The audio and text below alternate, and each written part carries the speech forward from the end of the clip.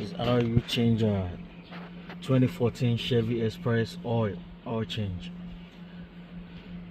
You got 15 millimeter right here. You take it out, you drain the oil out, and you got the oil filter right there, which I just replaced.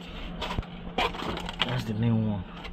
So there's a tool for the oil filter right there. So all you gotta do, twist and take it out, and just reverse the process. Oil, I'm not sure if you can see right here, so dirty.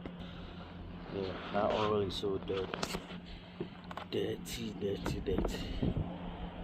gonna be the new